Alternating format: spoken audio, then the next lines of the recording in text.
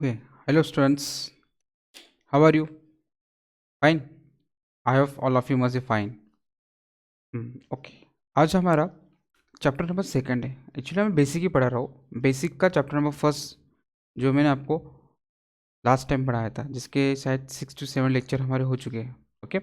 अब chapter number second जो basic का है वो है अकाउंटिंग प्रिंसिपल्स, अकाउंटिंग कन्वेंशन और अकाउंटिंग कंसेप्ट्स।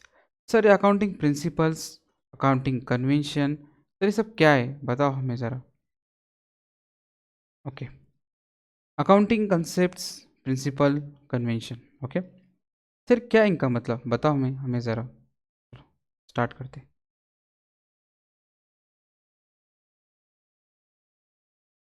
ओके। मैंने आपको चैप्टर नंबर फर्स्ट में जो हमारा बेसिक का चैप्टर नंबर फर्स्ट था, आई थिंक उसके देर आर 6 to 7 वीडियोस होंगे उसके। तो 6-7 वीडियो के अंदर मैंने आपको बुक कीपिंग और अकाउंटेंसी बताया था। ओके। अकाउंटिंग, बुक कीपिंग और अकाउंटिंग के बारे में मैंने आपको उसके अंदर एक्सप्लेन किया था। ओके। तो बुक कीपिंग और अकाउंटिंग, इसके अंदर मैंने आपको बताया था बुक कीपिंग के अंदर हमने क्या किया था। पहले हम लोग क्या करते थे, ट्रांजेक्शन को आइडेंटिफाई करते, फिर हम लोग क्या करते, मेजरिंग करते, फिर हम लोग क्या करते, रिकॉर्डिंग करते, फिर हम लोग क्या करते, उसके बाद उसका पोस्टिंग करते, मतलब क्या करते, उसका लेजर बनाते। ओके। ये तो मैंने आपको बताया था। फिर अकाउंटिंग का काम क्या होता है, उसको एनालाइज करना, ओके, उसको इंटरप्रेट करना, उसको फिर कम्युनिकेशन करना, का किसको कम्युनिकेट करना, यूजर्स तक, किसको करना, यूजर्स तक। मतलब अकाउंटिंग का काम क्या होता है, फाइनेंशियल स्टेटमेंट बनाना। तो ये मैंने आपको लास्ट टाइम पढ़ा दिया था। सर लेकिन बनाना तो है उसने बताया, लेकिन how how to prepare the balance sheet and the profit and loss account, how to prepare the financial statement, financial statement बनाते कैसे है, आपने बता दिया ऐसा करते हैं वैसा करते हैं, लेकिन एग्जैक्टली बनाने का कोई तरीका तो होगा, उसकी प्रोसेस तो होगी। जैसे कि आपको एक तो एग्जाम्पल के तौर पे बताता हूँ। ओके, ध्यान से सुनो। मैंने आपको बताया था अकाउंटिंग के अंदर, चलो मैं एक एग्जांपल देता हूँ आपको। आपको अगर गाड़ी चलाना है, ओके, टू व्हीलर, बाइक, ऐसे ही चला लोगे क्या? फर्स्ट अपॉन आपको क्या करना पड़ेगा, पहले आपको गाड़ी सीखनी पड़ेगी। गाड़ी आप डायरेक्टली सीख जाओगे कि नहीं, फर्स्ट क्या करना पड़ेगा आपको स्टार्ट में, तो आप थोड़ा गिरोगे भी, आपको थोड़ा क्या करना पड़ेगा, एक ओपन स्पेस पे जाना पड़ेगा। ओपन स्पेस पे जाने के बाद आपको गाड़ी सीखना पड़ेगी, 2 दिन 4 दिन 10 दिन लग जाएगा आपको गाड़ी सीखने के लिए। ओके। गाड़ी सीखने के बाद आपको क्या क्या करना पड़ेगा, एक लाइसेंस निकालना पड़ेगा। RTO ऑफिस से जाके आपको क्या करना पड़ेगा, लाइसेंस निकालना पड़ेगा। जब लाइसेंस निकालोगे फिर अलग डॉक्यूमेंट्स होते हैं, RC बुक होता है, इंश्योरेंस होता है। ये सब निकालने के बाद आपको गाड़ी, फिर आप क्या करोगे, प्रिपेयर हो जाएगा रास्ते के ऊपर, हाईवे के ऊपर गाड़ी चलाने के लिए। जब गाड़ी चलाओगे तो आपको रूल्स और बताए जाएंगे, हेलमेट पहनो, सिग्नल पे आया तो आपको रुकना है, ओके, ग्रीन सिग्नल मिला तो निकलना है, ओके, और रेड सिग्नल आए तो गाड़ी पे सिग्नल के पास आपको रुकना है। तो ये सब चीज़ें आपको क्या करना है, गाड़ी जब चलाते हो तो आपको क्या करना पड़ता है, ये सब चीज़ें मालूम करना पड़ती है, ये सब चीज़ें सीखना पड़ती है। कुछ रूल्स है, कुछ रेगुलेशन है, और को फॉलो करना पड़ते हैं। ये फॉलो करने के बाद आप क्या करते हो, प्रॉपरली या सेफली क्या कर सकते हो, ड्राइविंग कर सकते हो। सर ये तो पता है, ये तो ऐसी जनरली है। ये आपको एक बात तो पता होना चाहिए, हर चीज़ आपके वर्ल्ड में, आपको दुनिया में कोई भी चीज़ आप बिना सीखे हुए नहीं कर सकते। ओके। आपको क्या करना पड़ता है, पहले सीखना ही पड़ता है। सीखने के बाद आप क्या करते हो, उसको यूज़ करते हो। जैसे कि खाना है, खाना आपको पता होता है। सपोज मैं आपको बताता हूँ, बिरयानी, ओके, वेज बिरयानी कैसे बनाओगे बताओ। बिरयानी बनाने की प्रोसेस है, आपको पता है ऐसा करना है वैसा करना है, लेकिन प्रैक्टिकली पता है क्या, नहीं। उसके आपको पहले क्या करना पड़ेगा, रेसिपी देखना होगी ना। वेज बिरयानी बनाने के लिए पहले आपको क्या क्या मटेरियल चाहिए, कौन से वेजिटेबल्स चाहिए, कौन से स्पाइसेस, मतलब मसाले चाहिए। उसके प्रिपरेशन करने के लिए आपको पहले सीखना पड़ेगा कैसे बनाना है। तो सीखने के बाद ही तो आप बनाओगे ना बिरयानी। उसी तरह से ये अकाउंटिंग जो प्रिंसिपल है ना, ये अकाउंटिंग प्रिंसिपल्स, कंसेप्ट्स और कन्वेंशन, ये 3 चीज़ें हैं ना, इसी का यूज़ करके, क्या बोल रहा हूँ मैं, ये प्रिंसिपल्स, ये कंसेप्ट्स और ये कन्वेंशन, ये जब आप इसको प्रॉपरली तीनों चीज़ को यूज़ करोगे, यूज़ करना मतलब क्या करना, इसकी मालूमात लोगे, ये आपको बताएंगे। ये क्या करेगा, आपको बताएंगे कि financial statement, F for financial, S for statement, financial statement बनाते कैसे, ये 3 चीज़ आपको ये तीनों अकाउंटिंग प्रिंसिपल, कंसेप्ट, कन्वेंशन ही बताओगे। हर अकाउंटेंट को ये फॉलो ही करना पड़ेगा। ये जब फॉलो होगा तब क्या होगा, प्रॉपरली फाइनेंशियल स्टेटमेंट बनेगा। चलो मैं accounting, let's start the accounting principle, concept and convention. लेकिन ये स्टार्ट करने से पहले मैं आपको थोड़ा चैप्टर नंबर 1 का बेसिक बताता हूँ, ध्यान सुनो। ये जो बुक कीपिंग है और अकाउंटिंग है, ओके, ये बुक कीपिंग और अकाउंटिंग, इसका डिफरेंस मैंने लास्ट टाइम ही बताया था आपको। ये जो अकाउंटेंट है ये करता है ना, बुक कीपिंग करने का काम कौन करता है, अकाउंटेंट, और सॉरी बुक कीपिंग करने का काम कौन करता है, सॉरी अकाउंटेंट क्या करता है, बुक कीपिंग का और अकाउंटिंग का काम करता है। तो बुक कीपिंग और अकाउंटिंग दोनों का एम क्या है, देखो यहाँ ध्यान दो। Bookkeeping and accounting aim, क्या एम है, to maintaining the systematic record of every transaction for determining the financial performance and financial position of the business. Sir क्या बोला आपने, समझ में नहीं आया। कुछ नहीं, बुक कीपिंग और अकाउंटिंग ये दोनों का एम क्या होता है, जो आपका बिजनेस एवरीडे जो ट्रांजेक्शन करता है उसको आप क्या करते हैं, रिकॉर्डिंग करते हैं। वो कैसे, सिस्टमेटिक तरीके से। रिकॉर्डिंग करने के बाद साल भर आप जो रिकॉर्डिंग करते हो ट्रांजेक्शन, तो आपको क्या फाइंड आउट होता है, फाइंड आउट मतलब डिटरमाइन क्या होता है, financial performance and financial position. Sir financial performance और फाइनेंशियल पोजीशन मतलब क्या, फाइनेंशियल स्टेटमेंट। आपको अगर फाइनेंशियल स्टेटमेंट बनाना है, फाइनेंशियल परफॉर्मेंस मतलब P&L account, profit and loss account, और फाइनेंशियल पोजीशन मतलब क्या, बैलेंस शीट। ये दोनों चीज़ें, ओके, इनको हम कंबाइन क्या कहेंगे, फाइनेंशियल स्टेटमेंट कहेंगे। ओके, फाइनेंशियल स्टेटमेंट बनाने के लिए आपको क्या करना पड़ेगा, साल भर अकाउंटिंग क्या करना पड़ेगा, साल भर आपको अकाउंटिंग करना पड़ेगी। मतलब आपको परचेज, सेलिंग, रिसीट, पेमेंट की एंट्रीज बुक में लिखना पड़ेगी। ओके, समझ में आ रहा है, ओके सर ये तो हमने लिख लिया। उसके बाद क्या, जब आप रिलेवेंट फाइनेंशियल इन्फॉर्मेशन, रिलेवेंट मतलब क्या, सही तरीके से, ये क्या करोगे, कम्युनिकेट करोगे। जब फाइनेंशियल स्टेटमेंट बनाओगे तो क्या करोगे, आप बिजनेस हो, बिजनेस कंपनी है कि कंपनी ने क्या किया, एक फाइनेंशियल स्टेटमेंट बना लिया, तो वो फाइनेंशियल स्टेटमेंट कंपनी क्या करेगी, कम्युनिकेट मतलब क्या, पास करेंगे। कम्युनिकेशन का मतलब जनरल होता है बात करना, एक दूसरे से टॉकिंग करना, पर कम्युनिकेट मतलब यहाँ हम कंसिडर करेंगे पास करना टू वेरियस यूजर्स। मैंने बताया था ना आपको, जिस तरह से फाइनेंशियल स्टेटमेंट बन जाएगा। ओके, तो फाइनेंशियल स्टेटमेंट बनाने के बाद हमारी कंपनी क्या करेंगे, हमें मतलब मैं ओनर हूँ कंपनी का, मैंने क्या किया, पटेल इंडस्ट्री स्टार्ट की। मैं क्यों स्टार्ट कर रहा हूँ, प्रॉफिट कमाने के लिए। तो सब जब साल ख़त्म हो जाएगा तो मैं क्या चाहूँगा कि मेरी कंपनी ने कितना प्रॉफिट कमाए, ये मैं देखना चाहूँगा। अब कंपनी तो कोई चीज़ तो है नहीं जो हमें बताएंगे, तो कंपनी का अकाउंटिंग कौन करेगा, अपना अकाउंटेंट करेगा। वो अकाउंटेंट क्या करेगा, साल भर बुक कीपिंग करेगा, अकाउंटिंग करेगा, ट्रांजेक्शन को रिकॉर्ड करेगा, और साल के आखिरी में क्या करेगा, वो एक फाइनेंशियल स्टेटमेंट बनाएगा। और फाइनेंशियल स्टेटमेंट बनाने के बाद वो किसे देगा, मुझे, क्योंकि मैं यूज़र्स हूँ ना। मैं देखना चाहूँगा साल के आखिरी में क्या मेरा कंपनी के अंदर मुझे प्रॉफिट हुआ है या लॉस हुआ है। और इसके अलावा दिख रहा है, या मैंने वेरियस ग्रुप्स ऑफ यूजर्स बोला है, तो वेरियस ग्रुप्स ऑफ यूजर्स मतलब अलग अलग लोग भी हो सकते हैं ना, तो उसमें कोई भी हो सकता है। यूजर्स मतलब आप हो, फिर आपका मैनेजमेंट है, या एम्प्लॉयज़ है, या आपके इंटरनल यूजर्स है। और एक्सटर्नल यूजर्स कौन होगा, बैंक, गवर्नमेंट, या कोई आपका क्रेडिटर्स। समझ में आ रहा है मैं क्या बता रहा हूँ, यस और नो। देयरफॉर इसी के लिए इट इज़ नेसेसरी, ये ज़रूरी हो जाता है, किसके लिए, अकाउंटेंट के लिए। क्या ज़रूरी हो जाता है, the statement prepare and present. जो आप स्टेटमेंट बना रहे हो और प्रेजेंट कर रहे हो, कौन बना रहा है, कौन प्रेजेंट कर रहा है, हिम मतलब कौन, वो अकाउंटेंट। जो अकाउंटेंट बना रहा है और प्रेजेंट कर रहा है, किसको प्रेजेंट कर रहा है, यूजर्स को। Okay, are meaningful to them मतलब क्या, सर इजी ना। जब एक अकाउंटेंट है उसको क्या करना है, अलग अलग यूजर्स को बना के ये देना है, क्या देना है, फाइनेंशियल स्टेटमेंट। तो उसके लिए ज़रूरी हो जाता है कि वो जो स्टेटमेंट बना रहा है वो कैसा हो, मीनिंगफुल हो, ढंग का हो, सही से बनाया हो, उसमें कोई फ्रॉड ना हो, कोई गलती ना हो। उससे अकाउंटेंट को ये चीज़ का बहुत ध्यान रखना होता है कि उसका वो जो फाइनेंशियल स्टेटमेंट बना रहा है वो सही हो, क्योंकि उसको ये अलग अलग यूजर्स को दिखाना होता है। ओके, तो for achieving the objective of financial statement, for achieve करना, ऑब्जेक्टिव मतलब क्या, क्या ऑब्जेक्टिव उसका, फाइनेंशियल स्टेटमेंट बनाने का ऑब्जेक्टिव है, वो उसको क्या करना, अचीव करना है। या अगर उसको अचीव मतलब उसको अगर फाइनेंशियल स्टेटमेंट ढंग से बनाना है तो उसके लिए उसको क्या करना पड़ेगा, दे मस्ट प्रिपेयर, उसे प्रिपेयर होना पड़ेगा। Universally accepted standard rules and principle. देखो मैं वापस आता हूँ, मेरा पॉइंट ये दिख रहा है, ये जो है ना प्रिंसिपल्स, कंसेप्ट और कन्वेंशन।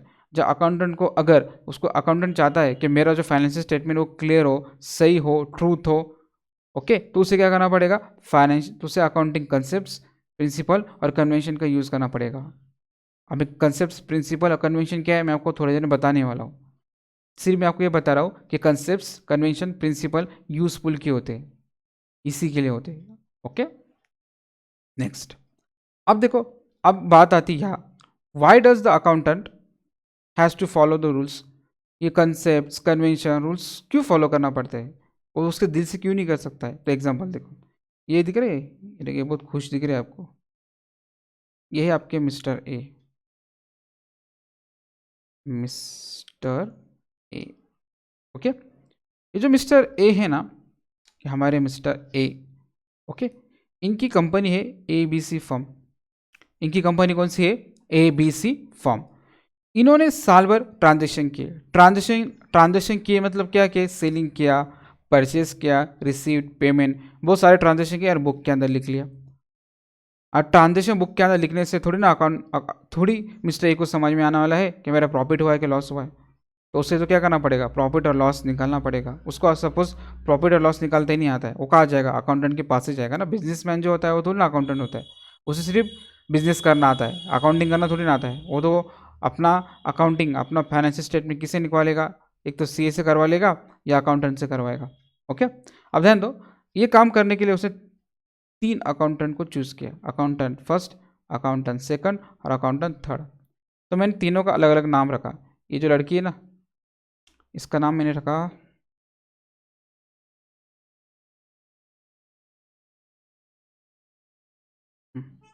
इसका मैंने क्या नाम रखूँ, कुछ भी रखो, सो इसका नाम मैंने प्रिया रखा। ओके, हाँ, और इसका नाम क्या रखूँ सेकंड का, कुछ भी, क्या रखूँ इसका नाम,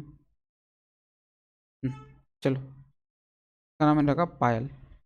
ओके, और ये जो बंदा दिख रहा है, ये हमारे राजू साहब। ओके, ये 3 कोने हमारे अकाउंटेंट है, 3 कोने हमारे अकाउंटेंट है। ओके, एक का नाम है मिस प्रिया, एक का नाम है मिस पायल और एक का नाम है मिस्टर राजू। ये तीनों हमारे कौन है, अकाउंटेंट है। ये जो दिख रहा है हमारे मिस्टर ए। ओके, ये मिस्टर ए ने क्या किया, ये बुक्स तीनों को पास किया, देखो इस तरह से 1 2 3। मिस्टर ए ने क्या किया, ये अकाउंटेंट की ये जो बुक है ना, इसकी 3 कॉपी निकाली और एक एक कॉपी क्या कर दी, इसको इसको इसको दे दी इस तरह से। ओके, इस तरह से। ध्यान दो, जब अकाउंटेंट जी मिस प्रिया, मिस पायल और मिस राजू, इनको मिस्टर ए ने क्या कर दी, अपनी बुक्स दे दी और कहा कि मुझे क्या करो, फाइनेंशियल स्टेटमेंट बना के दिखाओ। मतलब मुझे क्या चाहिए, ये देखना है कि मेरी कंपनी ने साल भर कितना प्रॉफिट कमाया, ओके, या लॉस हुआ है, या मेरा एसेट्स कितना है, या मेरी लायबिलिटी कितनी है, ये मुझे बताओ। तो ये जो तीनों ने कहा ओके सर हमें 8 दिन का वक्त दो, हम आपको बना के दिखाते। तो 8 दिन बाद ये जो मिस प्रिया है ना, वो मिस्टर ए के पास आई। वो कहती है सर, खुश खुश होते भाई एकदम, देखो दिख रहे हैं मुस्कुरा रहे एकदम, सर सर आपको ना 8 करोड़ का प्रॉफिट हुआ। कितना प्रॉफिट हुआ आपको, 8 करोड़ का। तो मिस्टर ए तो एकदम खुशी से, मिस्टर ए को एकदम क्या हुई, खुशी हो गई।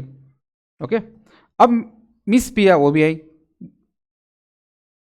थोड़ी देर बाद मिस पिया आई, वो बता रही miss Payal I. Okay, not miss पिया, प्रिया, पायल। अकाउंटेंट सेकंड कौन है, मिस पायल, वो भी आई। वो कहती सर आपको 5 करोड़ का प्रॉफिट हुआ है,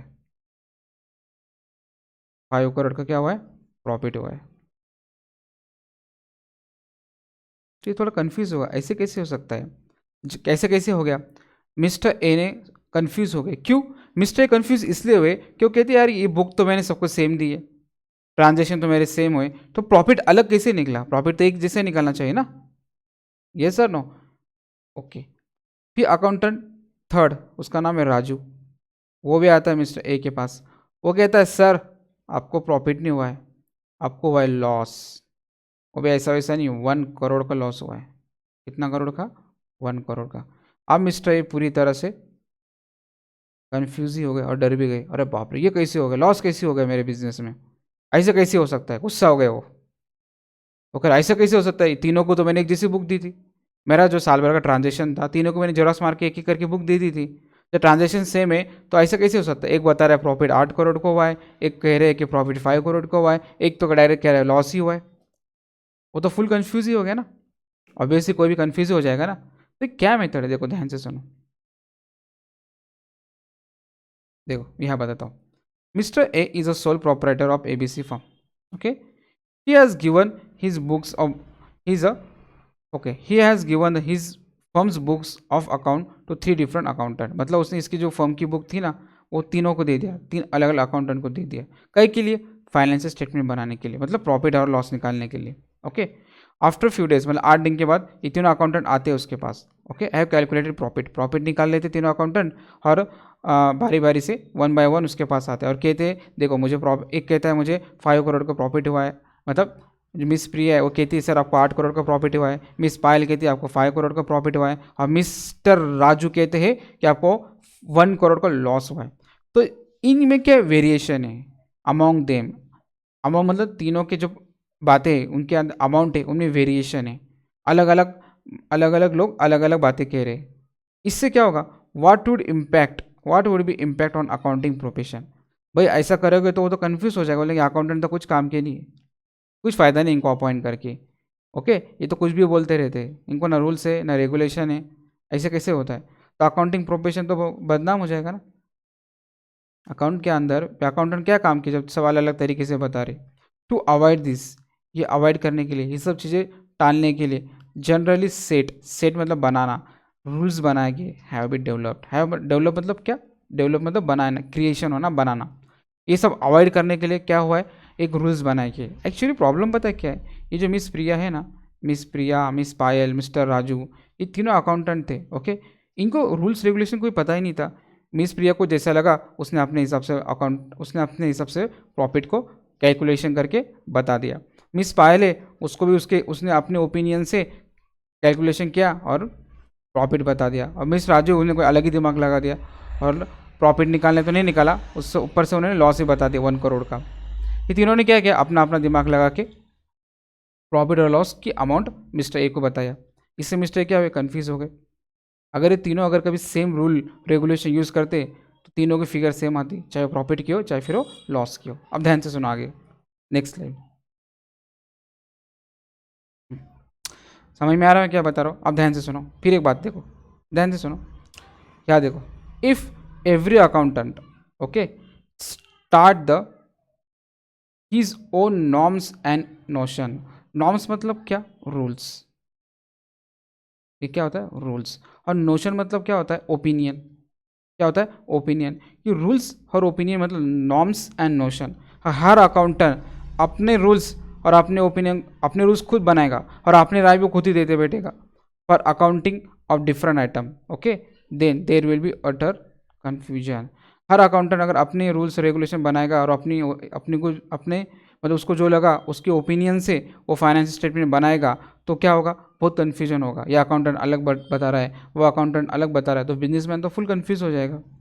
समझ में आ रहा है, तो ये टालने के लिए, ओके, ये इसको अवॉइड करने के लिए हमने क्या किया, कोई रूल स्टैंडर्ड डेवलप किए। तो देखो देयरफॉर इट्स इम्पॉर्टेंट, ये बहुत ज़रूरी काहे के लिए, financial statement prepare by the different organisation should be uniform basis, uniform मतलब क्या, एक जैसे, हर फर्म के अंदर, ओके, जितने भी हमारे इंडिया में जितने भी कंपनी है उसके अंदर जो अकाउंटिंग होती है वो कैसी होना चाहिए, यूनिफॉर्म बेसिस, मतलब सेम ढंग से होना चाहिए। प्रॉफिट तो अलग ही होगा सबका, लेकिन जो अकाउंटिंग जो प्रॉफिट निकालने का तरीका है, प्रॉफिट एंड लॉस अकाउंट और फाइनेंशियल स्टेटमेंट बनाने का तरीका है, वो हर कंपनी में कैसे होना चाहिए, यूनिफॉर्म होना चाहिए, सेम होना चाहिए। समझ में आ रहा है मैं क्या बता रहा हूँ, यस और नो, यस। इसीलिए अकाउंटिंग को क्या माना गया, एक लैंग्वेज माना गया, आपको तो पता है accounting is the language of business. Financial statement prepare by the accountant, वो क्या होता है, कम्युनिकेट करता है, ये तो आपको पता है, ये फर्स्ट पॉइंट आपको पता है, ओके। अब 4 पॉइंट देखो, ये सब चीज़ें जो है, ये जो फर्स्ट पॉइंट, सेकंड पॉइंट और थर्ड पॉइंट, अब मैंने यहाँ क्या 4 पॉइंट में वही वापस रिवाइज किया है, मैंने क्या किया, वही टू अवॉइड द कन्फ्यूजन, ये कन्फ्यूजन होगा ना अगर हर अकाउंटेंट अपने नॉर्म्स और नोशन बनाएगा तो प्रॉफिट और लॉस अकाउंट सबका अलग अलग निकलेगा, ओके। तो ये कन्फ्यूजन टालने के लिए अवॉइड करने के लिए, टू अचीव द यूनिफॉर्मिटी, और हमें यूनिफॉर्मिटी मतलब सेम तरीका, जैसे कि ये जो है ना, ये तीनों अकाउंटेंट मिस प्रिया, मिस पायल और मिस राजू, इनके अंदर यूनिफॉर्मिटी थी क्या? नहीं। यूनिफॉर्म मतलब क्या? सेम करना। सेम था क्या? तीनों के प्रॉफिट अलग थे, एक का 8 करोड़ था, एक का 5 करोड़ था, एक का तो लॉस था। ओके, अगर ये अकाउंटेंट अगर अकाउंटिंग स्टैंडर्ड रूल्स का अगर इस्तेमाल करते तो हो सकता था एक स्टैंडर्ड, तो हो सकता था तीनों ने अगर कभी अकाउंटिंग स्टैंडर्ड रूल्स यूज़ करे तो तीनों का प्रॉफिट सेम निकलता, क्योंकि तूने तरीका एक ही यूज़ करे ना। समझ में आ रहा है मैं क्या बता रहा हूँ? यस और नो? ओके, अब ध्यान दो, to avoid the confusion and achieve the uniformity, confusion को अवॉइड करने के लिए और यूनिफॉर्म लाने के लिए हमने क्या किया? Accounting process is applied with in the conceptual framework. Framework मतलब स्ट्रक्चर, इसीलिए अकाउंटिंग प्रिंसिपल, इसीलिए ये जो अवॉइड मतलब कन्फ्यूजन टालने के लिए, यूनिफॉर्मिटी लाने के लिए और ये करने के लिए हमने क्या किया है? अकाउंटिंग ने मतलब अकाउंटिंग प्रोसेस ने क्या किया है? एक फ्रेमवर्क तैयार किया है, और फ्रेमवर्क को हम क्या कहेंगे? गैप। गैप मतलब जनरली एक्सेप्टेड अकाउंटिंग प्रिंसिपल्स, मतलब जनरली एक्सेप्टेड अकाउंटिंग प्रिंसिपल इसी ने तो बनाया है। क्या बनाया है? अकाउंटिंग रूल्स, रेगुलेशन और प्रिंसिपल्स, इन्हीं का काम है। सर फिर ये गैप क्या है बताओ?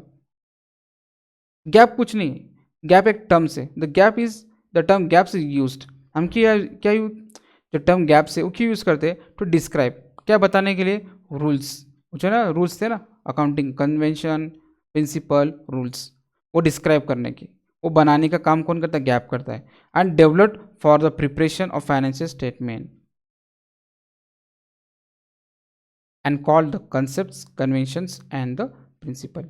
यही देखो, शॉर्ट में मैं ये बताना चाहता हूँ, सो की एक ही बात है। क्या होता है आपके बिजनेस के अंदर, अगर आप चाहते हो कि पूरे इंडिया में सब सही तरीके से अकाउंटिंग हो और सब लोगों का अकाउंटिंग करने का जो तरीका हो यूनिफॉर्म हो, सेम हो, तो आपको क्या करना पड़ेगा? कुछ रूल्स बनाना पड़ेगा। ओके, जिससे गाड़ी की एग्जांपल दिया था, अब मुझे टू व्हीलर चलाना है।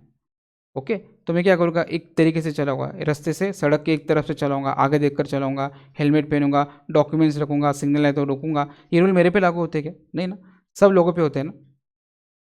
जब रूल सब पे अगर कभी लागू हो गए तो सब लोग क्या करेंगे? प्रॉपरली रूल फॉलो करेंगे। अगर प्रॉपरली अगर रूल्स फॉलो करते ही तो क्या होगा? सब एक्सीडेंट नहीं होंगे। ओके, प्रॉब्लम नहीं आएगी, ढंग से सब चलेगा। उसी तरह से अगर कभी अकाउंटिंग के अंदर आप रूल्स अगर फॉलो करते तो रूल्स फॉलो करने से क्या होगा? अकाउंटिंग प्रॉपरली होगी, हर अकाउंटेंट का सेम ओपिनियन होगा।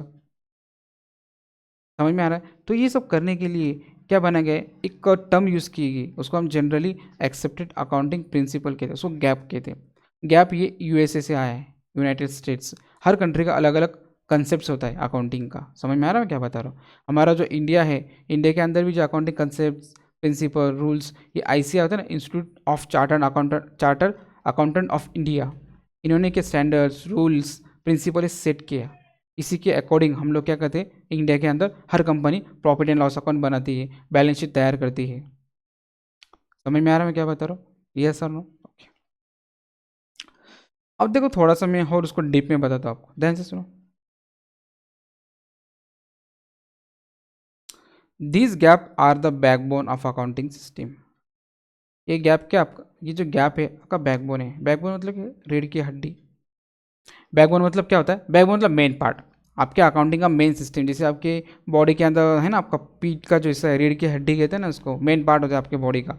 इस तरह से इसी के जिसके ऊपर ही आप लोग पूरा स्टैंड खड़े रहते हैं ना, खड़े रहते हैं आपकी बॉडी। उसी तरह गैप भी एक क्या अकाउंट का बैकबोन है, उसके हेल्प से अकाउंटिंग खड़ा हुआ है। This gap are backbone of the accounting system without which whole accounting system can not be stand erectly. जिस तरह से आपके बॉडी में बिना बैकबोन के आप खड़े भी नहीं रह सकते प्रॉपरली, उसी तरह से अकाउंटिंग के अंदर गैप के बिना अकाउंटिंग स्टैंड ही नहीं कर सकता, मतलब अकाउंटिंग बन ही नहीं सकता, फाइनेंशियल स्टेटमेंट क्रिएट ही नहीं हो सकता, प्रिपेयर ही नहीं हो सकता। ओके, अब देखो, अकाउंटिंग प्रिंसिपल्स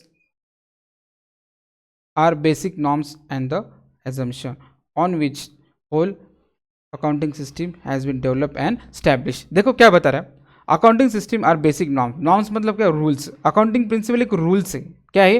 रूल्स है। और एजम्पशन है, मतलब कुछ बातें एज्यूम किए किसके अंदर? अकाउंटिंग प्रिंसिपल्स के अंदर। मेरा बोलने का ये मकसद है, अकाउंटिंग जो प्रिंसिपल एक रूल है, क्या है? रूल है on which whole accounting system has be develop and establish.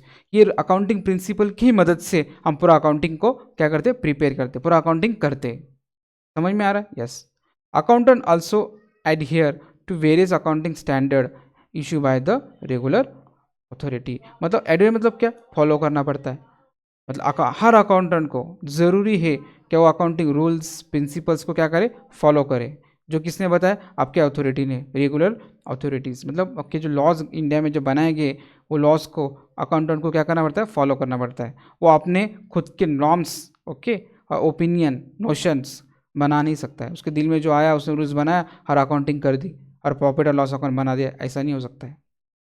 सोचो अगर ऐसा होता तो, ये तो ऐसा होता तो क्या होता। अगर कोई भी अकाउंटेंट चाहता कि अपने दिल से बना, ओके, फाइनेंशियल स्टेटमेंट, तो उससे क्या होता। तो देखो सुनो क्या होता है, मैं बताता हूँ। सपोज मैं हूँ पटेल इंडस्ट्रीज, मेरी कंपनी है। मुझे क्या करना है, बैंक से लोन लेना है। क्या करना है, बैंक से लोन लेना है। अब मुझे बताओ, जब बैंक से आप लोन लोगे तो आपको पता है, चाहे आपको पता है कि नहीं मुझे पता नहीं, तो बैंक आपको लोन कब देगी, बैंक आपको लोन कब देगी, वो देखेगी बैंक ना, वो देखेंगे। अरे आप बैंक पहले क्या कहेंगी, बताओ आपका फाइनेंशियल स्टेटमेंट बताओ। तो बैंक देखेगी फाइनेंशियल स्टेटमेंट के अंदर क्या है, आपका प्रॉफिट बहुत ज़्यादा है, ओके। आपके बैलेंस शीट देखेंगी तो देखेंगे अरे आपका एसेट्स भी बहुत ज़्यादा है। तो आप बैंक से क्या करोगे, जितना चाहे उतना लोन ले लोगे, 2 करोड़ 3 करोड़। हालांकि अकाउंटेंट ने वो जो फाइनेंशियल स्टेटमेंट बनाया वो गलत बनाया, उसमें ज़्यादा प्रॉफिट बताया, बैलेंस शीट के अंदर एसेट भी ज़्यादा बता के रखा है और लाइबिलिटी भी कम बताया। एसेट बताया बहुत ज़्यादा है, उधर ही हमारी कुछ भी नहीं। मतलब हमारी कंपनी बहुत अच्छे कंडीशन में, उसने अपने दिमाग से अपने रूल्स और रेगुलेशन खुद बना के उसने क्या कर दिया, फाइनेंशियल स्टेटमेंट क्रिएट कर दिया, प्रिपेयर कर दिया। बैंक देखी, अरे इनका अच्छा है, बैंक ने 2 करोड़ लोन दे दी। बाद में बैंक को मालूम पड़ा, अरे तो दिवाली थी कंपनी। 1-2 साल बाद मालूम पड़ा बैंक को, अरे ये जो पटेल इंडस्ट्री, ये तो हमें क्या कर रहे हैं, लोन दे, ये हमारे ईएमआई चुका नहीं रही है, लोन वापस पे नहीं कर रही है।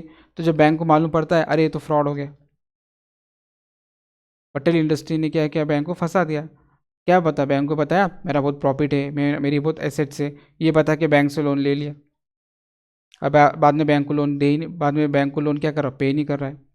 तो ऐसे फ्रॉड होने के चांसेस रहते हैं। हर अकाउंटेंट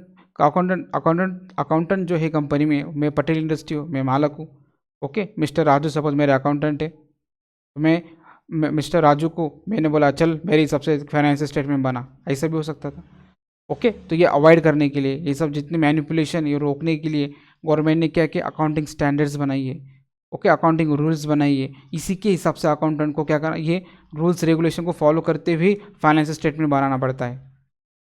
आपको समझ में आ रहा है मैं क्या बता रहा हूँ, यस और नो, ओके। नेक्स्ट देखो, these conceptual frameworks, GAAP and accounting standard are considered as a theory base of accounting। बस ये गैप्स है ना, ये गैप्स है, और गैप्स का एक अकाउंटिंग स्टैंडर्ड्स भी है, मैं आएंगे तो बताऊंगा, ओके। ये गैप्स, अकाउंटिंग स्टैंडर्ड, इसी के बेस के ऊपर हमारा अकाउंटिंग टिका हुआ है। समझ में आ रहा है मैं क्या बता रहा हूँ, यस और नो। आई थिंक सो आपको मैंने बता दिया कि अकाउंटिंग स्टैंडर्ड, प्रिंसिपल, कन्वेंशन की ज़रूरत क्या है और क्यों है। You have purchase the car 2 crore, चलो ये एग्जाम्पल मैं बाद में लूँगा, अभी फिलहाल इसको रहने दो। इतना समझ में आया, यस और नो, ओके। अब नेक्स्ट देखो, accounting is a language of business. ये तो आपको पहले दिन बता दिया था, अकाउंटेंसी है। अकाउंटेंसी पता है ना क्या होता है, थेरी। अकाउंटेंसी का एक लैंग्वेज है, किसकी, बिजनेस की, ओके। जिस तरह से मुझे बताओ, फॉर लर्निंग एनी लैंग्वेज, अगर आपको कोई भी लैंग्वेज सीखना है, क्या करना है, कोई भी लैंग्वेज आपको क्या करना है, सीखना है, तो one need to learn the grammar of particular language. Common sense है ना। आपने, आप अगर 11th में हो, आपने सीखा होगा, हिंदी होगा, उर्दू होगा, इंग्लिश होगा, आप ग्रामर सीखते हो, ग्रामर के हेल्प से आप लैंग्वेज सीखने की कोशिश करते हो, ओके। तो हमें ग्रामर सीखना ज़रूरी हो जाता है। जब ग्रामर सीखोगे, कोई भी लैंग्वेज का आप ग्रामर सीखोगे तो आपके लिए वो लैंग्वेज सीखना क्या होता है, थोड़ा आसान हो जाता है। उसी तरह से अकाउंटिंग सीखने के लिए क्या है, फॉर राइटिंग एनी लैंग्वेज, ध्यान सुनो, you are learning, you are writing, we must know the accounting concepts, convention to write the business transaction। अब अकाउंटिंग ये तो बोलना तो है नहीं, अकाउंटिंग भी एक लैंग्वेज है, लेकिन अकाउंटिंग लैंग्वेज बोलने वाली नहीं है, वो लिखने वाली है। सपोज ध्यान दो, इंग्लिश लैंग्वेज है, ओके, मुझे सीखना है, तो इंग्लिश सीखने के लिए आप क्या करते हो बेसिकली, ओके, पहले पहले तो आप लिखना पढ़ना सीखते हो, वो छोड़ दो। आपको अगर इंग्लिश बोलना है तो आप क्या करोगे, ग्रामर का इस्तेमाल करोगे, टेंसेस सीखोगे, ओके करना, उसके बाद प्रीपोजिशन सीखोगे, कंजंक्शन सीखोगे, जो भी हो, हल्लो हल्लो करते स्लोली स्लोली आप क्या हो जाओगे, इंग्लिश के एक्सपर्ट बन जाओगे। उसी तरह से मुझे अगर अकाउंटिंग सीखनी है, अकाउंटिंग सीखनी है मतलब अकाउंटिंग करनी है, लिखनी है अकाउंटिंग, तो मुझे क्या करना पड़ेगा, ये कंसेप्ट, ये कन्वेंशन, इसका इस्तेमाल करना पड़ेगा।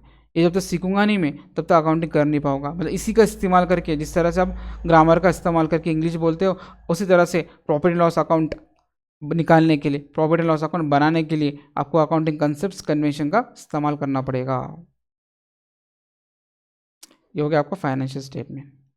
ओके, फाइनेंशियल स्टेटमेंट बनाने के लिए आपको अकाउंटिंग कंसेप्ट्स कन्वेंशन का यूज़ करना पड़ेगा। जिस तरह से इंग्लिश सीखने के लिए ग्रामर का इस्तेमाल करना पड़ेगा, उस तरह से फाइनेंशियल स्टेटमेंट प्रिपेयर करने के लिए कंसेप्ट्स का और कन्वेंशन का, अकाउंटिंग स्टैंडर्ड का इस्तेमाल करना पड़ेगा। Okay, got it. नेक्स्ट, अब हो गया हमारा फर्स्ट पॉइंट, अकाउंटिंग प्रिंसिपल्स। जैसे अकाउंटिंग, देखो मैं आपको हरा गया था, देखो ध्यान दो, ये जो अकाउंटिंग प्रिंसिपल है, देखो ध्यान दो, इस ये अकाउंटिंग प्रिंसिपल दो पार्ट में डिवाइड है। किस में, एक अकाउंटिंग कंसेप्ट में और एक अकाउंटिंग कन्वेंशन में। अकाउंटिंग प्रिंसिपल जो है ना, ये देख रहा है, अकाउंटिंग कंसेप्ट्स और अकाउंटिंग कन्वेंशन। मैं आपको ये तीनों चीज़ पढ़ाने, दोनों चीज़ पढ़ाने वाला हूँ, अकाउंटिंग कंसेप्ट्स और अकाउंटिंग कन्वेंशन। अकाउंटिंग कंसेप्ट्स और अकाउंटिंग कन्वेंशन को हम लोग क्या बोलते हैं, अकाउंटिंग प्रिंसिपल। ओके, आपका अकाउंटिंग प्रिंसिपल कितने पार्ट में डिवाइड है, 2 पार्ट में डिवाइड है। तो पहले मैं आपको मीनिंग बताता हूँ, ये अकाउंटिंग प्रिंसिपल होता क्या है। जब मैं अकाउंटिंग प्रिंसिपल का मतलब बता दूंगा तो उसके दोनों पार्ट, ये फर्स्ट और ये सेकंड, उसके बारे में बताऊंगा। ओके, अब ध्यान से सुनो। अकाउंटिंग प्रिंसिपल मतलब क्या, the term principle means fundamental truth implying uniformity of acceptance everywhere. क्या होगा सर इसका मतलब, कुछ नहीं। जो अकाउंटिंग प्रिंसिपल है ना, इसका एम क्या है, यूनिफॉर्मिटी लाना, यूनिफॉर्मिटी का एवरीवेयर। उसका काम ही है कि पूरे इंडिया में, पूरे वर्ल्ड में क्या करना है, एक जैसा अकाउंटिंग बनाना है। ओके, पूरी कंपनी जो इंडिया के अंदर, उसका अकाउंटिंग कैसे सेम हो।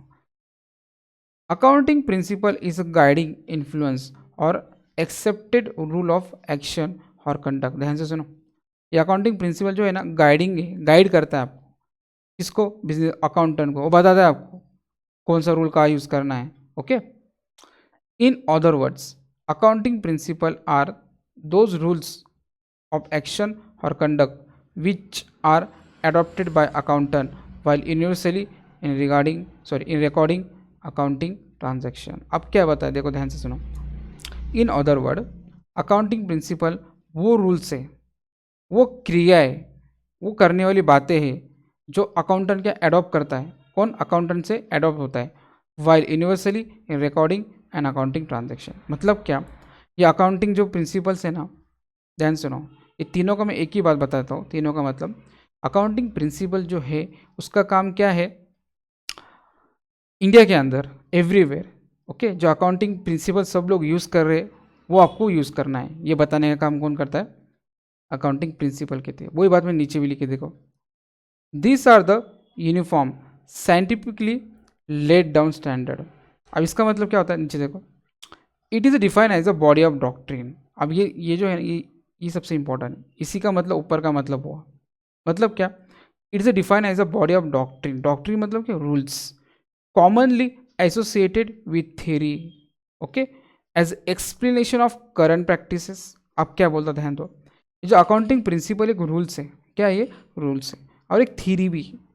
थ्योरी मतलब रूल्स है, ओके, वो आपको एक्सप्लेन करता है क्या, करंट प्रैक्टिसेस, मतलब इंडिया में या अभी फिलहाल दुनिया में कौन सी प्रैक्टिसेस लोग कर रहे हैं, वो अकाउंटेंट को बताता है। कौन से मेथड यूज़ कर रही है, मेथड अलग अलग, जैसे मैंने आपको याद है फर्स्ट में बताया था, डिफ्रिसिएशन फाइंड आउट करने की कोई मेथड होती है, अकाउंटिंग की भी मेथड्स होती है, स्टॉक की भी मेथड होती है। तो सब जगह हमारे इंडिया में सारे अकाउंटेंट कौन से रूल्स, करंट मतलब अभी, प्रैक्टिस मतलब करना, अकाउंटेंट कौन से रूल्स यूज़ कर रहे हैं वो आपको बताएगी। कौन बताएगा, accounting principles. As a guide, वो आपको गाइड करेंगे, काय के लिए, सिलेक्शन करने के लिए। याद रखो, मैंने आपको बताया था डिफ्रिसिएशन फाइंड आउट करने के अलग अलग मेथड्स होते हैं, valuation of inventory, stock of inventory find करने की अलग अलग मेथड होती है, ब्रांच ऑफ अकाउंटिंग के, देखो याद है, अकाउंटिंग अलग अलग ब्रांचेस भी होते हैं, अकाउंटिंग की मेथड्स भी होती है, cash basis method, accrual basis method बताया था ना आपको मैंने। तो आपको सिखाएगा, सिलेक्ट करने में हेल्प करेगा। जैसे कि आप अगर कभी जाते हो शॉप के अंदर, कपड़ों के शॉप में जाते हैं, अगर अलग अलग तरीके के कपड़े होते, क्लोथ्स होते, तो आप कंफ्यूज आते, अरे ये कपड़ा लेने का, ये लेने का, सब अच्छे अच्छे क्वालिटी के दिख रहे हैं आपको, सब में अच्छे अच्छे आपको सब पसंद आ रहे, आप कंफ्यूज हो रहे हैं कि आपको कौन सा क्लोथ खरीदना है, कौन सा शर्ट्स खरीदना है, कौन सा पैंट खरीदना है। ओके, उसी तरह से कंपनी के अंदर भी अकाउंटेंट क्या होता है, कंफ्यूज हो जाता है कौन सी मेथड यूज़ करना चाहिए। तो अकाउंटिंग प्रिंसिपल आपको पहले ये बताएगा क्या मार्केट में स्टैंडर्ड प्रिंसिपल कौन, अकाउंटिंग मतलब अकाउंटिंग प्रिंसिपल आपको क्या बताएगा, मार्केट के अंदर कौन से मेथड, कौन सा अकाउंटेंट यूज़ कर रहा है, अकाउंटेंट कौन सी मेथड यूज़ कर रहा है वो बताएगा। और अलग अलग अगर मेथड है तो कौन सी मेथड चूज़ करना चाहिए वो भी आपको कौन बताएगा, अकाउंटिंग प्रिंसिपल बताएगा। समझ में आ रहा है या अधिकारी को? सिलेक्शन ऑफ कन्वेंशन और procedures where alternative exist. Alternative मतलब क्या, अलग अलग, एग्जिस्ट मतलब है, अगर कोई मेथड को करने के अगर कभी अल्टरनेटिव से मतलब ऑप्शन से, अलग अलग आपको ऑप्शंस दिए। मैंने कहा ना डेप्रिसिएशन फाइंड आउट करने के अलग अलग क्या होते हैं, मेथड्स होती है, अल्टरनेटिव में अलग अलग मेथड्स होती है। अगर आपको डेप्रिसिएशन फाइंड आउट करने के लिए अलग अलग मेथड है तो कौन सी मेथड यूज़ करना चाहिए, मतलब चूज़ करना चाहिए, सिलेक्ट करना चाहिए, तो वो कौन बताता है आपको, अकाउंटिंग प्रिंसिपल्स बताते हैं।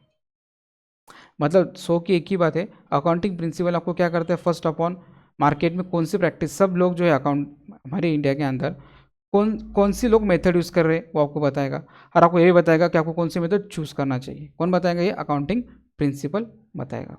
गॉट इट, यस और नो?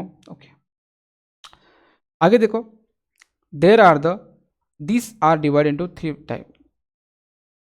क्या बोला उन्होंने, this methods are divide into 2 categories, मतलब अकाउंटिंग प्रिंसिपल आपके 2 कैटेगरी में डिवाइड है, एक है आपके अकाउंटिंग कंसेप्ट्स और एक है आपका accounting convention. Got it? Okay, अब ध्यान दो, मैं आपको बताऊंगा पहले अकाउंटिंग कंसेप्ट्स। भाई अकाउंटिंग कंसेप्ट क्या होते हैं, पहले मैंने आपको क्या बताया, चलो थोड़ा रिकॉल करा था आपको। फर्स्ट अपन मैंने आपको क्या बताया, मैंने आपको ये बताया, ध्यान से सुनो क्या बता रहा हूँ मैं। पहले मैंने आपको बताया कि आपको क्या करना है, फाइनेंशियल स्टेटमेंट बनाना है। फाइनेंशियल स्टेटमेंट कैसे बना जाता है, आप अकाउंटिंग करते हो, अकाउंटिंग कैसे करते हो, पहले आप जर्नल एंट्री करते हो, ओके, उसके सॉरी पहले आप आइडेंटिफाई करते हो, मैं आपको हाथ से बताता हूँ, पहले आप जर्नल एंट्री करते हो, इसके बाद क्या बनाते हो, लेजर बनाते हो, फिर ट्रायल बैलेंस बनाते हो, फिर आप क्या बनाते हो, प्रॉफिट एंड लॉस अकाउंट बनाते हो। तो ये सब चीज़ करने के लिए क्या, ये सब जो चीज़ें आप कर रहे हो, ये करने के क्या होते, रूल्स होते, रेगुलेशन होते, कुछ तरीके होते। अगर एक तरीका रूल्स नहीं बनाता तो हर अकाउंटेंट क्या करता, अपने अपने हिसाब से अकाउंटिंग करता, जिसकी वजह से क्या होता, प्रॉफिट अलग निकलता। समझ में आ रहा है? तो ये सब अवॉइड करने के लिए, या अवॉइड करने के लिए गैप ने क्या है कि आपको अकाउंटिंग रूल्स बनाए, अकाउंटिंग क्या बनाए, प्रिंसिपल्स बनाए। जैसे अकाउंटिंग प्रिंसिपल मतलब क्या, कंसेप्ट्स और कन्वेंशन। ओके, तो अकाउंटिंग कंसेप्ट्स मतलब अकाउंटिंग जो प्रिंसिपल्स है जो बनाए गए, ये क्यों बनाए गए, यूनिफॉर्मिटी लाने के लिए। समझ में आ रहा है, यूनिफॉर्मिटी लाने के लिए। तो अभी अकाउंटिंग प्रिंसिपल 2 टाइप में डिवाइड है, एक अकाउंटिंग कंसेप्ट के अंदर, एक अकाउंटिंग कन्वेंशन के अंदर। ये अकाउंटिंग कंसेप्ट्स या अकाउंटिंग कन्वेंशन, ये दोनों का ही यूज़ करके आपको क्या बनाना है, फाइनेंशियल स्टेटमेंट तैयार करना है। आई बात समझ में, यस और नो? तो मैं आपको क्या बता रहा हूँ, पहले अकाउंटिंग कंसेप्ट ध्यान दो। ये एक ऐसा कंसेप्ट है जिन्हें फॉलो ही करना पड़ता है। क्या करना पड़ता है, ये एक ऐसा कंसेप्ट है जिन्हें हमें क्या करना पड़ता है, फॉलो करना पड़ता है। मतलब क्या, ध्यान से सुनो, ये एक ऐसा कंसेप्ट है जिन्हें फॉलो ही करना पड़ता है, इनके बगैर अकाउंटिंग हो ही नहीं सकती। अब ये बात आई, देखो मैंने आपको पहले कहा, क्या कहा था, यही कहा था आपको अगर अकाउंटिंग करना है, फाइनेंस स्टेटमेंट मतलब journal entry, ledger, trial balance, बाद में आपको क्या तैयार करना है, फाइनेंस स्टेटमेंट बनाना है। ये करने के लिए आपको क्या करना पड़ेगा, जिस तरह से गाड़ी के अंदर आपकी जो बाइक है उसमें अगर पेट्रोल डालोगे तो गाड़ी चलेगी ना, बिना पेट्रोल की गाड़ी चलेगी क्या, नहीं। अगर अकाउंटेंट चलाना है, अकाउंटिंग करना है, फाइनेंस स्टेटमेंट बनाना है, तो उसमें पेट्रोल का काम कौन करता है, या अकाउंटिंग कंसेप्ट करता है। या अकाउंटिंग कंसेप्ट आप जब तक नहीं करोगे तब तक आपका अकाउंटिंग होगा ही नहीं, आपका फाइनेंस स्टेटमेंट बनेगा ही नहीं। तो इसलिए मैंने देखो, एक पंच लाइन है, अगर आपको भूल गए सर अकाउंटिंग कंसेप्ट क्या होता है, तो अकाउंटिंग कंसेप्ट क्या होता है, ये एक ऐसा कंसेप्ट है जिन्हें फॉलो ही करना पड़ता है। देखो लिखा मैंने, ये फॉलो करना पड़ता है, इनके बगैर अकाउंटिंग हो ही नहीं सकती। समझ में आ रहा है मैं क्या बता रहा हूँ? Yes, the term concepts include those assumption और condition on which accounting is based। Sir अब ये जो टर्म है ना, मतलब अकाउंटिंग कंसेप्ट है, ये बनाई गई है, ये किसके ऊपर बनाई गई है? एजम्पशंस के ऊपर और कंडीशंस के ऊपर। जैसे आप बिरयानी बनाते हो, बिरयानी कैसी बनती है? कोई आप इंग्रेडिएंट डालते हो ना, अलग अलग चीज़ डाल के आपकी क्या बनती है? बिरयानी बनती है। जैसे आपके, छोड़ो बिरयानी को जान दो, मोबाइल बनाना है, गाड़ी बनाना है, कुछ भी बनाना है, आप कोई भी चीज़ बनाते हो तो कुछ पार्ट डालते हैं ना। मोबाइल बनाना है, अगर आपको मोबाइल बनाना है, मोबाइल की जो सैमसंग कंपनी वो जो मोबाइल बनाती है, डिस्प्ले लाती है, उसके अंदर के जो उसके प्रोसेसर होते हैं वो ला कर डालती होगी तो मोबाइल बनता होगा ना। उसी तरह से अकाउंटिंग जो कंसेप्ट है वो कैसे बना है? एजम्पशन के ऊपर। एजम्पशन मतलब क्या? कुछ ऐसे बातें जो आपके अकाउंटेंट हो गए, जो बड़े बड़े बनाने वाले लोग हो गए, उन्होंने कुछ सोचा होगा, ओके, उन्होंने एजम किया होगा, कुछ कंडीशन बनाया होगा, वो सब डाल के उन्होंने क्या बना? अकाउंटिंग कंसेप्ट बनाया। शायद आपको ये नहीं समझ में आ रहा होगा, आप थोड़े कंफ्यूज भी हो रहे होगे। इतना आपको एक बात याद रखना है, टर्म अकाउंटिंग कंसेप्ट मतलब क्या? एजम्पशंस, ओके, मतलब अकाउंटिंग कंसेप्ट ये एजम्पशंस के ऊपर बने। अब एजम्पशन क्या है ये नीचे बताऊंगा मैं आपको, ओके। नेक्स्ट देखो,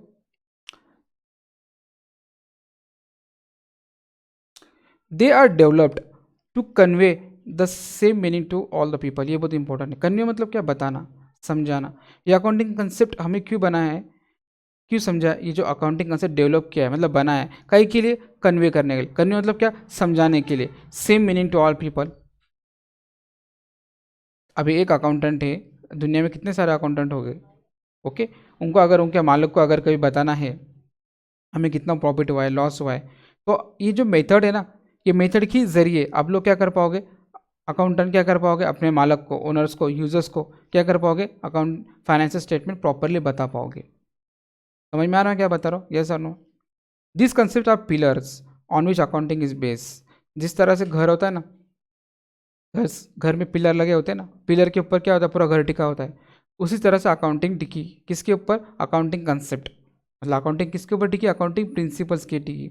अकाउंटिंग प्रिंसिपल कुछ नहीं है, अकाउंटिंग प्रिंसिपल को डिवाइड किया दो पार्ट में, जो पार्ट में डिवाइड किया उनको बोलते हैं अकाउंटिंग कंसेप्ट और अकाउंटिंग कन्वेंशन। तो ये अकाउंटिंग कंसेप्ट एक पिलर है जिसके ऊपर अकाउंटिंग टिकी हुई है। क्यों? क्योंकि हम अकाउंटिंग कंसेप्ट का ही यूज़ करके क्या करते हैं? अकाउंटिंग करते हैं, जनरल एंट्री करते हैं, लेजर करते हैं, फाइनेंशियल स्टेटमेंट बनाते हैं। उसलिए हमने अकाउंटिंग कंसेप्ट को पिलर्स बोला है। And their application is implied. Application मतलब यूज़ करना। आपको कोई बोलेगा नहीं आके मैं अकाउंटेंट हूँ, मुझे कोई बोलेगा नहीं गवर्नमेंट आके, कोई लोग आके नहीं बोले ए फॉलो कर रहे, नहीं ऐसा कोई नहीं बोलेगा, ये इम्प्लाइड है। सर इम्प्लाइड मतलब क्या? इम्प्लाइड का मतलब क्या होता है? देखो ध्यान से सुनो। अगर आप कोई शादी में गए, आ गए शादी में, वहाँ बहुत सारे बहुत अलग अलग तरीके कौन है शादी के अंदर पकवान बन के रखे हुए, ओके, किधर आइसक्रीम रखा हुआ है, किधर जूस रखा हुआ है, किधर वेज रखा हुआ है, नॉन वेज खाना रखा हुआ है, बहुत सारे टाइप के आपके अलग अलग तरीके के गुलाब जामुन है, किधर स्वीट्स है, अलग अलग तरीके की चीज़ें रखे हुए। अगर आप शादी में जाओगे तो आपको कोई बोलेगा आके खाओ एक एक चीज़ें? कोई नहीं बोलेगा ना। आप किसी से, आप सपोज आप, मैं हूँ, मैं कोई शादी में गया तो मैं क्या करूँगा? तो शादी में अगर मैं लड़की वाले की तरफ से गया तो लड़की के पापा को जाके बोलूँगा सर सर गुलाब जामुन खाओ क्या, पेड़ा खाओ क्या, ऐसे जाके पूछोगे? नहीं। शादी के अंदर जो खाना बना हुआ होता है वो कैसे काय के लिए बना होता है? आपके लिए तो है। कोई थोड़ी ना आपको बोले आके खाओ, वो इम्प्लाइड है ना, वो तो आपको खाना ही है। आप जो शादी में जाओ तो खाना खा के आओगे ना। तो कुछ बातें ऐसे वो कैसे होते हैं? इम्प्लाइड है। क्या है? कुछ बातें वो इम्प्लाइड है। समझ में आ रहा है क्या बताओ? यस। तो इम्प्लाइड मतलब वो, समझ में आ रहा है कि वो आपको बोलेगा नहीं कि आपको करना है, आपको करना ही करना है, आपको मालूम होना चाहिए बातें हमें करना है। यस और नो?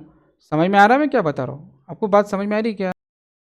ओके, समझ में आ रहा है? Their application is implied. Implied का मतलब समझ में आया क्या? और एग्जाम्पल दो, हर एग्जाम्पल देता हूँ। इम्प्लाइड मतलब सपोज आपके एग्जाम से बोर्ड के, ओके, तो आपको कोई बोलेगा पढ़ाई करो, वो तो इम्प्लाइड है ना, हर बच्चा पढ़ाई करेगा, करना ही करना है उसको।